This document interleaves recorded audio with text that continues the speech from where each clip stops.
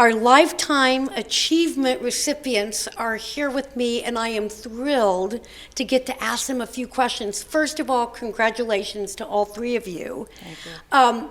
Oh, wow. I don't know if we've ever had such amazing people on our show. So I would love for each one of you to say how it was and how you have been and will continue to lead as servant leaders.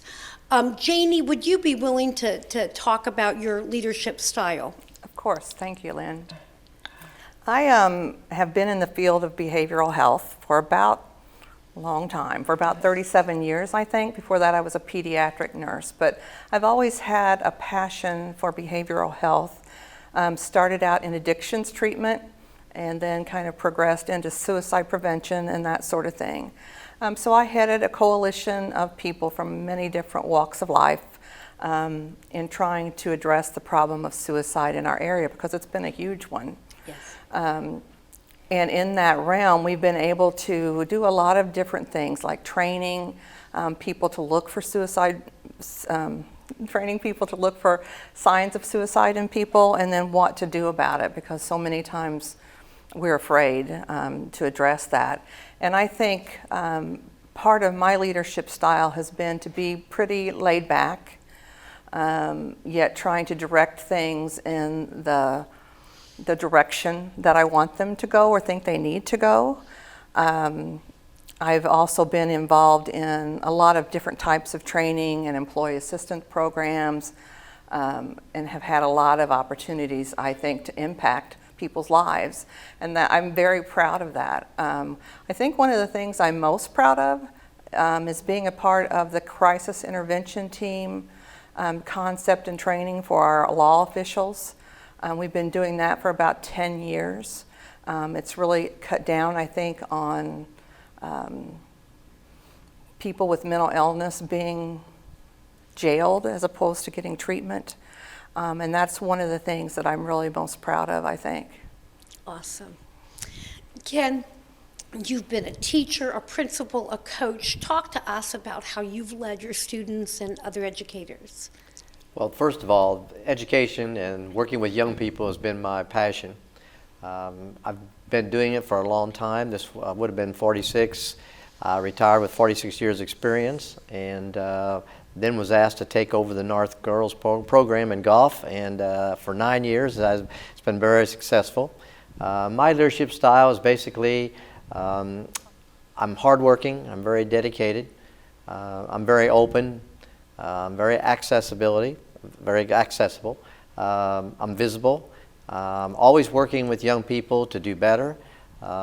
Not only in the area of the programs that we provide, which would be sports and music, things of that nature in the school, but also the important thing of being academically successful. And that's huge with me, because not only do these programs, I feel, carry these kids off in different directions as they get into the high school program, but it also has helped them to, of course, motivate themselves into college scholarships.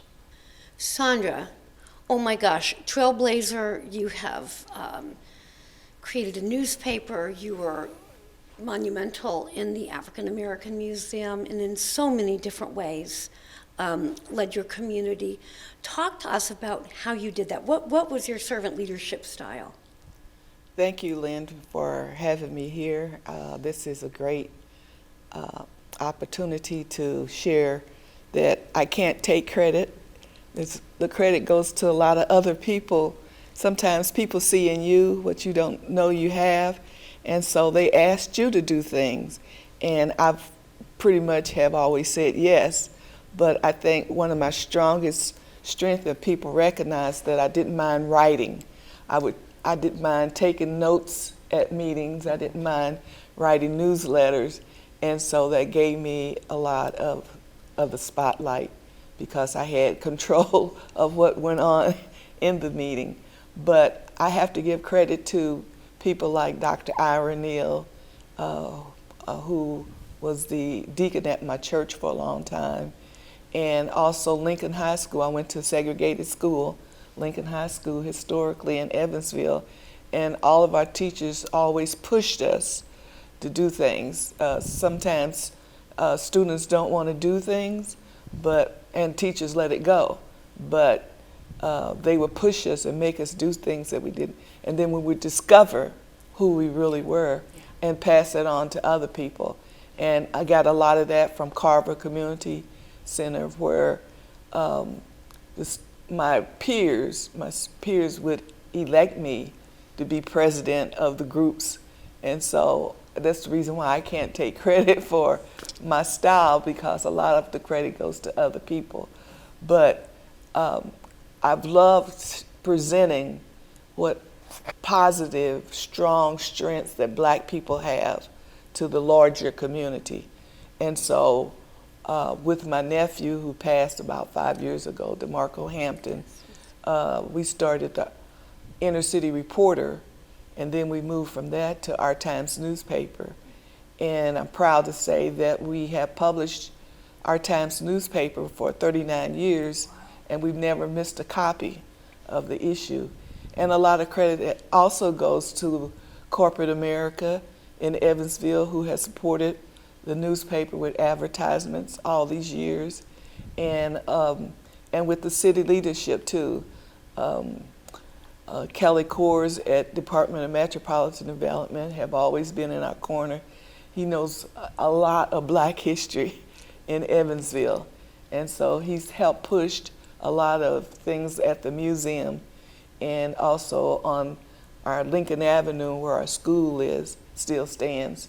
And so people like that, the mayors of the city, have supported a lot of the ideas that I've had. But because this is my hometown, a lot of people that I went to school with, they supported me, and whenever I asked for help, they were right there to help me do things. And so a lot of it has been other people identifying different skills that I have and asking if I would use them for something bigger.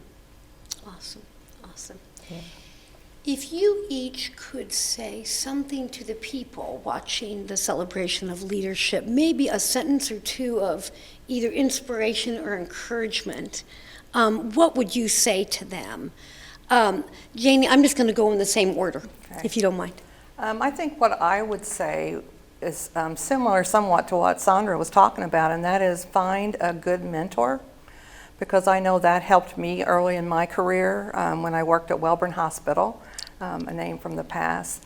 And don't be afraid to try new things. As I mentioned, I started out as a nurse, but I didn't work as a nurse for many years, and had a lot of help doing those kinds of things. Awesome, awesome. Kenneth, how about you? I think the first thing I would say is get involved, be creative. You know, we have such a great school corporation here, and the teachers that we have in these buildings are just outstanding. And I'd like for the teachers not to be afraid to step out and do things. I'd like for principals and administrators to be open and be receptive to the kinds of things and support those programs so they reach out to all students, and that the academic part of the school system will, I think, greatly improve if we have more of these people to do that. It's such an outstanding place, and it'd be wonderful for our young people to be able to get the advantage of, we know there's a lot of talent out there. There are a lot of talented teachers and administrators, and I know if they would just step forward and do things, that some great things could happen. Awesome. Sandra? Well, I have this one motto: you have not because you ask not. And so you have to be prepared. You have to want to ask people to join you. And you have to ask people for money. A lot of people are independent and they don't want to ask somebody for money. But if you don't have any money, you have to ask. And I found that a lot of people are waiting on you to ask them for help and ask them to volunteer and ask them for money.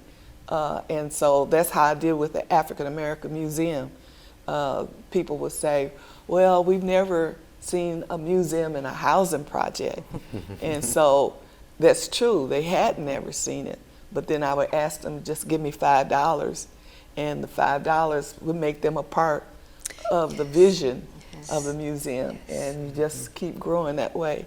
But I find that asking for help is the big thing that will drive other people to support you. Awesome. It's really an honor to be in this position and something I never dreamed of. And I just want to say thank you to all the people who have helped me and continue to work on the cause. And it's just really a great honor. Thank you. Ken. I too would like to thank you for the honor. I'm not sure I'm the one that should be sitting here, because there's been a lot of great school administrators and teachers that have come through our corporation. I'd like to thank Mr. Ralph Capps, who was my first principal at Glenwood School, that had the vision, I guess, to let this young guy have a chance to be a teacher in that wonderful building. And so I just so appreciative, and want to thank you from the bottom of my heart for giving me the opportunity. This is another indication of how much people love me in Evansville.